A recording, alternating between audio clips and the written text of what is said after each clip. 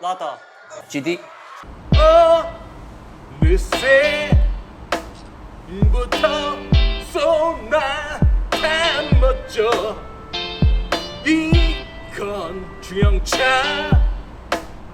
소나타의 이야기 현대자동차가 중형차 말아먹는 중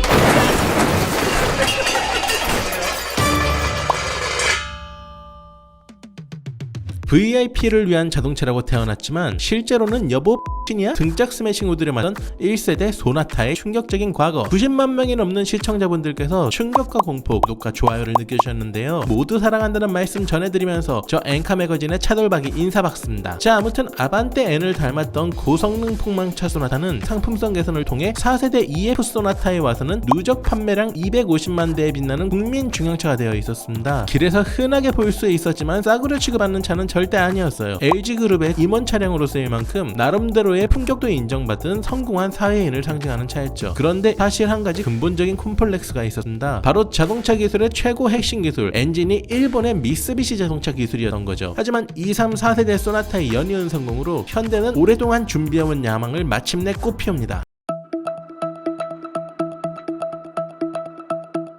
자, 오징어 게임이 히트치면서 무궁화 꽃이 피었습니다. 이게 전 세계적으로 엄청나게 유명해졌죠. 근데 90년대에도 어른들 사이에서 무궁화 꽃이 피었습니다가 엄청 유행했던 거 혹시 아시나요? 한국이 핵미사일을 자체 개발해서 일본을 개박살낸다, 뭐 이런 내용의 국뽕 넘치는 소설이었어요. 이 소설처럼 현대자동차도 일본의 무궁화 꽃을 피우고 싶어 했습니다. NF 소나타로 일본 중형차 시장 정복에 도전했던 겁니다. 새로운 소나타와 함께 지금 당신을 만나러 갑니다. 현다이 소나타 니혼 데뷔. 자, 일본 현지 CF의 한국말 때를 막는 팩이 보셨죠? 소나타의 역사 일부를 봐주신 많은 분들께서도 소나타 중에 최고는 NF 이런 댓글들을 많이 달아주셨는데요. 실제로 5세대 NF 소나타는 일단 엔진과 파워트레인, 플랫폼까지 자동차의 뼈대와 심장을 모조리 국산화시켰던 겁니다.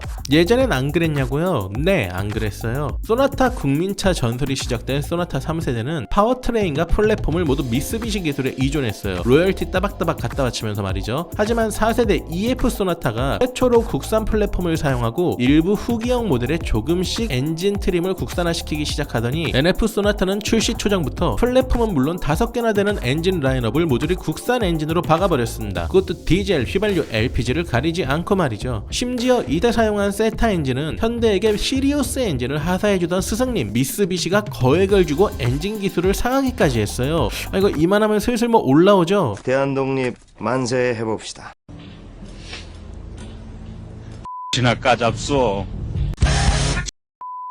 야, 이게 국뽕이 그냥 철철 넘쳐 흘렀으면 좋았을 텐데 아무래도 미숙한 부분이 있었던 것도 사실이었어요. 구입한 지 8개월에 주행거리가 9,000km인 한 NF 소나타. 엔진을 분해해봤습니다. 엔진 내부의 밸브 주변에도 시커먼 그을음이 엉겨붙어 있습니다. 이런 현상은 엔진 내부에서 연료가 불완전 연소되기 때문이라는 게 전문가들의 얘기입니다. 일정 속도의 주행에서 순간적으로 연료 분사량이 급격히 변하는 현상은 몇 초마다 계속 반복됩니다. 심지어 LPG 모델은 운행 중 차량이 멈추는 치명적인 결함이 발견돼서 조기 리콜의 굴욕을 겪기도 했었습니다. 그래도 초기에 엔진 교란 이슈를 해결한 뒤로는 EF 소나타의 유리 미션과는 차원이 다른 변속기 내구력을 자랑했고, 직분사 인젝터가 없는 초기형 세타 엔진은 제원 상출력은 조금 약해 보여도 실제로 몰아보면 정숙성이 좋고 승차감이 우수했습니다. 거기에 더블 리시번 전륜 서스펜션과 푹신하고 빵빵하게 가득 채워놓은 시트, 소나타 역사상 마지막으로 사용된 유압 스티어링은 지면의 상태를 아날로그하게 손끝으로 바로 전달해줬고, 지금 보면 좀 구시대적인 조합이라 여겨질 수 있지만 그야말로 성숙한 여인의 매력, 아니 성숙한 승차감의 매력이 뭔지 직관적으로 느껴지는 조합이었어요. 중년을 사로잡는 성숙한 매력, 이게 바로 과거 소나타 돌풍의 핵심이었고, 실제 소나타는 부장님 나이대인 40대 이상의 중년에게 사랑받는 차였습니다. 그래서 그런지 CF도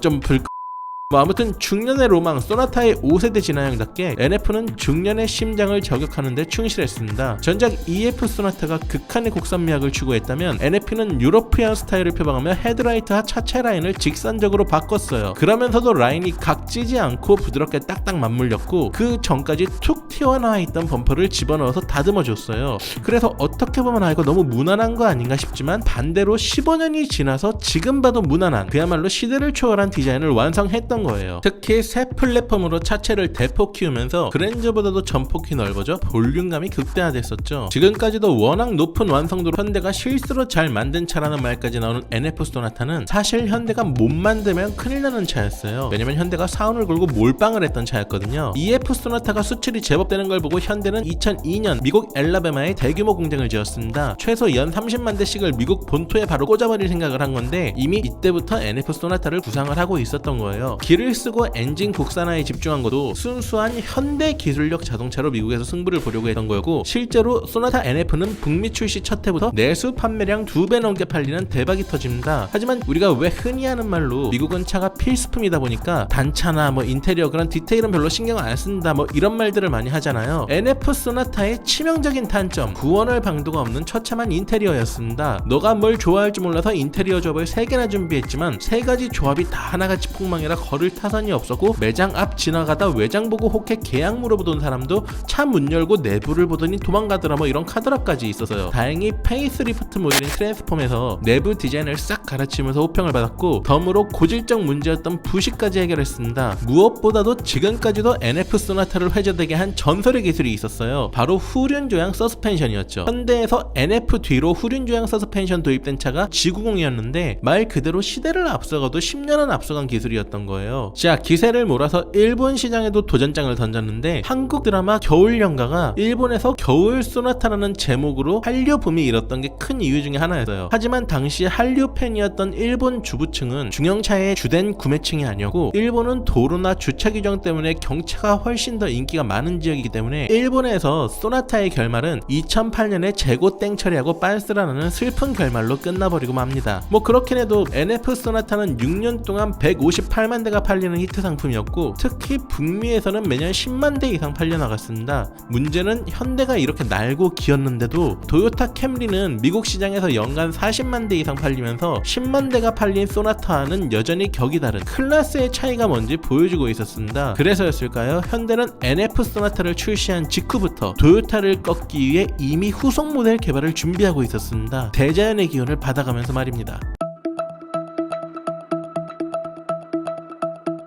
자, 여기 대남자가 있습니다. 좋은 놈, 나쁜 놈, 이상한 놈이죠. NF 소나타의 후속 작업이 슬슬 가시화되고 있던 2008년 개봉한 영화 놈놈놈입니다. 좋은 놈, 나쁜 놈, 이상한 놈, 명배우들의 명연기와 더불어서 만주 웨스턴 장르를 재해석한 신선함 덕분에 엄청나게 흥행을 했던 영화죠. 그런데 1년 뒤 2009년 현대가 신형 소나타로 기성 장르를 재해석해내는 건 물론 좋은 놈, 나쁜 놈, 이상한 놈 1인 3역을 완벽하게 소화해냈다면 믿으시겠습니까?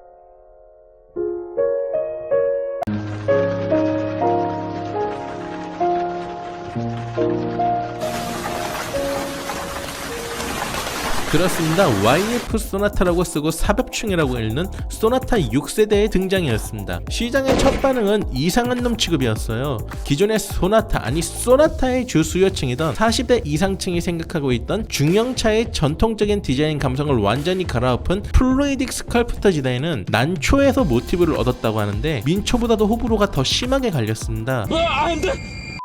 3분할된 라디에이터 그릴과 세로로 떨어지면서 모아지는 전면부 라인 탓에 국내에서는 사벽충 소리를 들으며 이상한 놈, 이상한 차 취급을 받았었죠. 거기다 전 세대에서 혁신적이라고 평가받은 후륜 주행 시스템이 삭제되고 푹신한 주행감이었던 더블 리시번 서스펜션을 주행 성능이 좋지만 저렴하고 단단한 맥퍼슨 스트럿으로 바꾸는 바람에 현대가 원가 절감에 미쳤다 이런 비난까지 사고 있었는데요. 그 와중에 국내 중형차 시장에 초대 K5가 등장하면서 점유율이 떡락하는 굴욕 까지 겪어버렸어요. 하지만 해외의 반응은 전혀 달랐습니다. 특히 미국에서는 출시 첫 해 잘 팔렸다는 LF 소나타보다도 2배 가까이 판매량이 떡상했어요. 어째서였을까요? 일단 성능에서 이외로 긍정적인 변화가 제법 있었어요. 볼보, BMW, 폭스바겐에서나 쓰던 핫스탬핑 기술로 차를 만들어 미국과 한국의 안전검사에서 전환목 최고 점수를 받아내면서도 무게는 줄여 좋은 연비를 가지고 있었습니다. 또 4단에서 6단으로 업그레이드된 변속기 또한 연비와 저속에서의 반응성을 높여줬고, 댐퍼와 스프링을 단단하게 세팅해 안락함은 줄어들었지만 대신에 그만큼 주행이 경쾌해졌어요. 하지만 미국 시장 대성공의 가장 큰 이유는 사명충 디자인 때문이었습니다. 소나타가 그렇게 제끼고 싶어하던 도요타의 캠리를 만든 사나이, 도요타의 부수석 엔지니어 나카오 도시히로 뒤로는 2014년 YF 소나타처럼 파격적인 디자인의 신형 캠리를 출시하면서 이렇게 소나타 YF로 회상했습니다. 소나타 쇼커는 2009년 YF 출시 이후 도요타 개발팀 사이에서 회자된 신조어였다. 굉장히 과감하고 앞선 디자인이었습니다. 무슨 얘기냐, YF 소나타 이전까지 중형 세단은 가족 태우고 무난하게 타기 좋은 차, 즉 승차감과 정비성, 내구도만 좋으면 디자인은 그냥저냥 무난하면 오케이인 게 암묵적인 국룰이었어요. 하지만 난 그런 거 몰루 하면서 시장에 등장한 YF 소나타의 디자인은 그야말로 중형차계의 컬처 쇼크였습니다. 중형차에도 감성이 부여된 디자인이었고, 이 감성이 호불호가 갈릴지언정 구매력이 생기고 있던 새로운 고객층, 바로 젊은 층에 어필할 수 있었던 거예요. 북한상 등산 룩북이 과거에는 뭐 발수성, 보온성 이런 기능성만 따졌다면 요즘 들어서는 뭐 호불호는 좀 갈릴지언정 한결 패셔너블하고 바람직하게 변해가고 있는 것처럼 말입니다. 실제로 이 YF 소나타를 기점으로 소나타의 20대 구매층이 유입이 되기 시작합니다. 90년 전통의 미국 자동차 전문지 카앤드라이버는 창간 이래 최초로 현대차를 올해의 베스트 10 자동차로 뽑을 수밖에 없었다. 극찬을 아끼지 않았고, 삼엽총은 200만 대 가까이 팔려나가면서 역대 최대 판매량을 자랑한 소나타, 그러니까 좋은 놈 취급을 받았습니다. 이렇게 디자인으로 이상한 놈 취급받았지만 역대 최다 판매량으로 좋은 놈인 걸 인정한 YF 소나타. 근데 아직 하나가 남았죠. 아주 그냥 천하의 나쁜 놈이기도 했던 겁니다. 시간이 지나면서 드러난 세타2 엔진 결함으로 인한 리콜이 부품 설계 불량이 논란에도 불구하고 미국 제조 공장 문제라며 국내 소비자들은 괜찮다고 주장했던 것, 리콜 대상을 축소하려다가 공익제보자에게 딱 걸려서 미국에서 벌금 때려맞고 공익제보자에게 보복성 인사 조치하는 뒤끝까지 쩔어졌던 나쁜 놈, 이게 바로 YF 소나타에 숨겨진 또 한 가지 추악한 모습이었습니다. 좌우지간 YF 소나타는 이 사벽총 룩북 한 방으로 전 세계 중형차 업계의 새로운 감성 트렌드를 선도한 차였습니다. 그건 인정할 수밖에 없어요. 왜냐면 실제로 YF의 등장 이후 도요타 캠리는 스포티하고 젊은 방향으로, 혼다의 어코드는 반대로 럭셔리한 디자인을 추구하며 방향은 다를지언정 중형차의 감성을 불어넣으려고 고민했습니다. 그렇다면 이 변화의 시발점이 된 현대의 소나타는 어떤 모습으로 진화했을까요? YF 소나타는 역대 소나타 중 가장 성공했고, 소나타는 그 어느 때보다 세계에서 주목받고 있었죠. 현대는 결정해야만 했습니다. YF 소나타의 후속작도 파격적인 감성 세단으로 승부할지, 아니면 과거의 안정적인 중형 세단 컨셉으로 돌아갈지를 말입니다. 현대의 선택은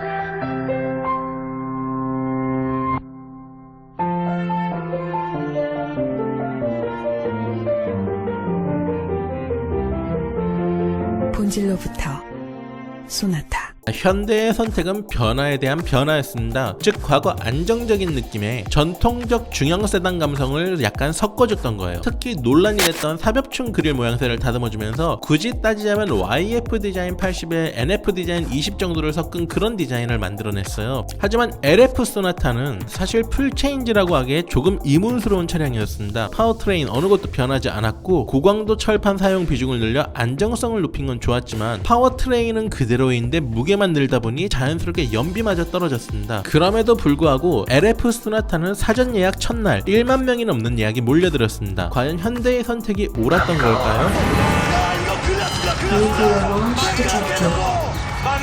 어째서였을까요? 사실 7세대 소나타는 그렇게 또 못 만든 차는 아니었습니다. 디자인이 좀 심심해졌다고 볼 수는 있지만 그만큼 호불호 때문에 피하는 고객도 줄었고, 고강도 철판 사용을 늘린 덕분에 YF에서 지적됐던 주행 소음도 작고 차량 안정성도 높아졌습니다. 그렇다면 뭐가 문제였냐? LF 소나타가 출시됐던 2014년 소나타는 찔끔 바뀌고 말았지만 세상은 너무 많이 변해가고 있었던 거예요. 자, 내가 왕년에 토큰으로 버스를 타봤다, 본인이 아우스포겐이 뭔지 안다 하시는 분들은 기억날 겁니다. 예전에는 학교와 직장을 월화수목금토 주 6일을 다녔다는 걸 말이죠. 자, 그런데 2012년 학교와 회사 주 5일제가 실시됐습니다. 하지만 갑자기 생긴 풀주말 연휴에 뭘 해야 할까? 애들도 모르고 부모님들도 몰랐어요. KBS 1박 2일과 MBC 아빠 어디가에서 캠핑 열풍이 불기 전까지는요. 자, 우리 뭐 민국이, 윤후, 그리고 야외 지침 뭐 이런 거 기억나세요? 캠핑 예능들이 줄줄이 대박이 터지면서 아웃도어 레저 열풍이 불었는데요. 깃들 나비의 날개짓이 태평양에 폭풍이 된다는 나비 효과처럼 이 레저 레저 열풍이 국내 자동차 시장을 완전히 뒤집어 놨습니다. 바로 SUV 판매량이 급증하기 시작했던 거예요. 왜냐면 뭐 캠핑 가고 차박하고 하려면 세단으로는 무리거든요. SUV 시장의 폭발적 성장은 곧 역사와 정통의 강자, 세단의 선호도가 위협받고 있음을 의미했습니다. 실제로 차종과 브랜드를 가리지 않고 세단들 판매량이 거의 20% 가까이씩 떡락하고 있었는데 그 와중에 LF 소나타는 너무 찔끔 바꾸고 말아버렸어요. 이 정도로는 밑에서 치고 올라오는 젊은 피 SUV의 돌풍을 당해낼 수가 없었던 겁니다. 그런데 LF 소나타의 숨통을 틀어지는 가장 큰 주적은 SUV가 아니었어요. LF 소나타 몰락의 가장 큰 주적, 그건 바로 현대 자신이었습니다. 자, 소나타가 1985년 처음 나올 땐 VIP를 위한 차, 그 다음에는 부장님 차, EF 때는 뭐 LG 임원 차량도 쓰일 만큼 소나타는 전통적으로 어느 정도의 품위를 가지고 있는 차량이었어요. EF 소나타 당시 현대차의 세단 라인업을 보면요, 대형 에쿠스, 준대형 그랜저, 중형 소나타, 준중형 아반떼, 소형차 엑센트, 이런 구성이었어요. 한마디로 소나타가 5명 중에 3등을 하고 있던 평균 혹은 평균 이상의 위치였던 겁니다. 하지만 LF 때는 상황이 전혀 달라져 있었어요. 대형 에쿠스 다음 준대형 제네시스 다음 준대형 그랜저 다음 대형 소나타 다음 준중형 아반떼 다음 소형차 엑센트, 이미 이렇게 6명 중 4등으로 밀려나 있던 상황이었고, 여기에 2014년 그랜저와 제네시스 사이의 등급으로 아슬란이 새로 출시되고 현대가 엑센트를 단종하겠다고 밝히면서 실제 간 등급이 에쿠스 다음 제네시스 다음 아슬란 다음 그랜저 다음 소나타 다음 아반떼 이렇게 변해서 소나타의 위치가 졸지에 6명 중 5등인 위치로 추락한 거죠. 뭐 물론 나쁜 것만은 아니었어요. 그만큼 젊은 연령층들이 부담없이 접근할 수가 있었고 실제로 2040의 판매 비율도 증가했어요. 하지만 기존 소나타의 충성 고객층이었던 50대 이상층 이탈이 가속화되는 걸 뜻하기도 해죠. 거기다가 하필이면 또 2015년에는 아반떼 AD가 역대 최고의 상품성이라고 불릴 만큼 알찬 구성으로 치고 올라오고 있었어요. 이때 아반떼가 무려 세계에서 4번째로 많이 팔릴 정도로 인기를 끌었거든요. 뭐 결국 이렇다 보니까 사회초년생 혹은 가성비카를 원하는 사람들은 아반떼 쪽으로 오히려 빠져나갔고, 과거 소나타를 구매하던 그래도 적당히 어느 정도는 품격 있는 세단을 원하던 사람들은 역으로 그랜저를 선택했습니다. 결국 소나타는 세상의 변화 속에서 이도저도 아닌 낀세대가 되어버린 겁니다. 그야말로 진퇴양난의 상황 속에 2015년 소나타는 30살 생일을 맞이합니다. 이때다 싶어가지고 야, 나 이렇게 쿨한 부장이야 뭐 이렇게 어필을 하듯이 내수 차량과 수출 차량을 정면으로 꼬라박는 퍼포먼스까지 동원했어요. 하지만 소나타에게 돌아온 건 실험 결과처럼 처참하게 박살난 판매량이었습니다. 정신을 차려보니 회장님과 MZ 신입사원 사이에 꽉 끼어있었던 소나타 부장님의 비극, 애매한 낀세대 부장님을 찾는 사람은 점점 줄어가고, 그렇게 LF 소나타는 치명적으로 못 만든 차가 아니었음에도 불구하고 가장 치명적으로 안 팔린 차가 돼서 절박하게 다음 세대를 준비해야 됐습니다.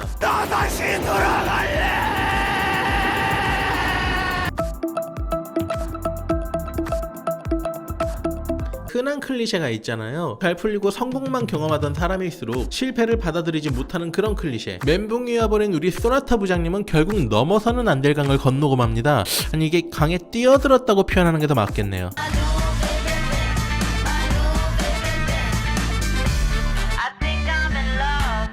전 개인적으로 이 광고가 되게 미래를 정확하게 예측을 했다고 생각해요.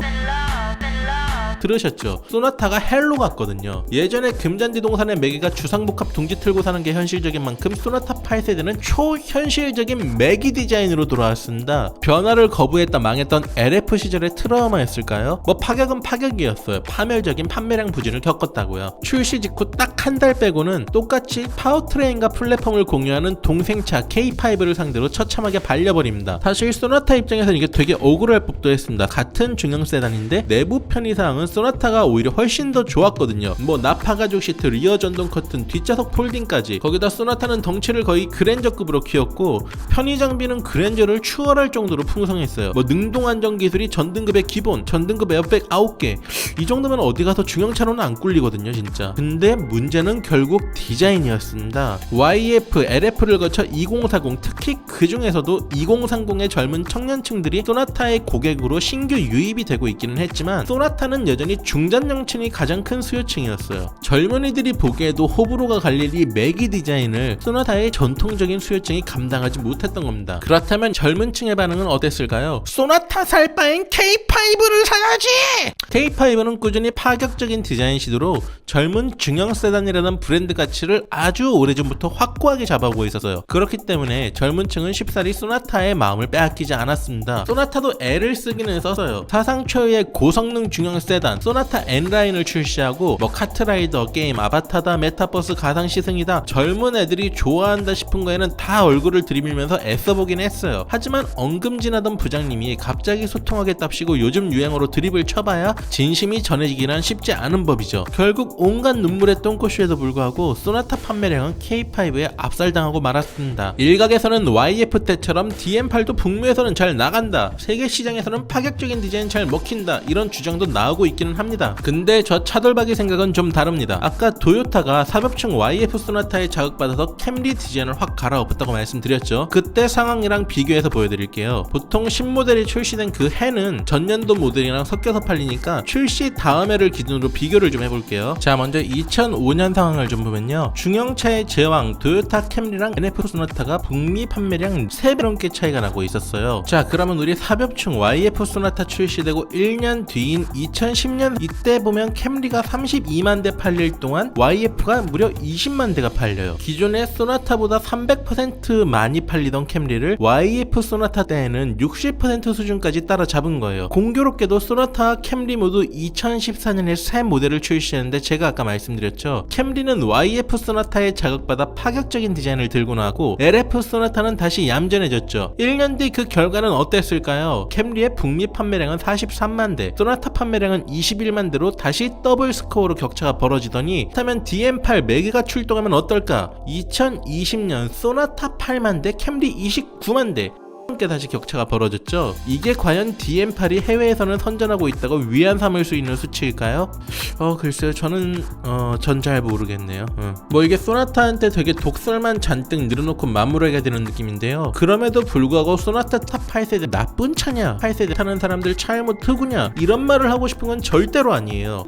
참신한 시도가 많이 들어간 중형차거든요. 특히 엔진 밸브가 열려있는 시간을 그때그때 다르게 바꾸는 가변 밸브 듀레이션 시스템은 세계 최초로 상용화에 성공한 기술이에요. 엔진 출력과 연료 효율성을 높이고 배출가스는 줄인 나름 획기적인 기술을 또 탑재하고 있거든요. 거기다가 뭐 편의사항 구성 좋은 거 아까 말씀드렸고, 디자인도 호불호가 갈릴 수는 있을지언정 적어도 나이 들어 보이고 개성 없는 디자인이 아닌 건 분명해요. 이거는 많이들 동의하실 거예요. 그렇다면 사람들이 왜 이렇게까지 소나타를 외면했을까? 자꾸 일본차 타령에서 마음이 좀 찝찝하긴 한데 이 답도 어쩌면 캠리에 있지 싶어요. YF 소나타 보고 충격 먹어서 도요타 캠리가 그 이후로 디자인이 완전 거의 미쳤다시피 할 정도로 파격적으로 변했어요. 그래도 꾸준하게 잘 팔리고 있거든요. 적어도 젊어진 중형 세단이라는 새 브랜드 아이덴티티를 꾸준히 밀어붙인 덕분에 북미 시장의 소비자들을 설득하는 데 성공한 결과라고 봐요. 문제는 소나타의 경우에는 YF, LF, DM8로 이어지는 과정에서 파격, 무난, 파격 이렇게 소비자랑 밀당을 주고받으면서 소나타가 가진 전통적인 브랜드 가치를 이도저도 아닌 모양새로 스스로 망가뜨렸기 때문에 사람들이 거부감을 가진 것도 컸다고 봐요. 이런 명은 있어요. 사업을 100% 성공시키는 방법은 없지만 100% 망하게 하는 방법은 있다. 모든 소비자들을 만족시키려고 하는 것이다. YF 소나타를 통한 파격으로 중형차의 새로운 가능성을 개척하고도 LF 소나타에서 타협하며 안전한 길만 쫓으려 했던 소나타, 어쩌면 그랬기에 또다시 변해버린 DM8의 모습에서 소비자들이 느낀 건 파격이 아닌 기만이었을지도 모릅니다.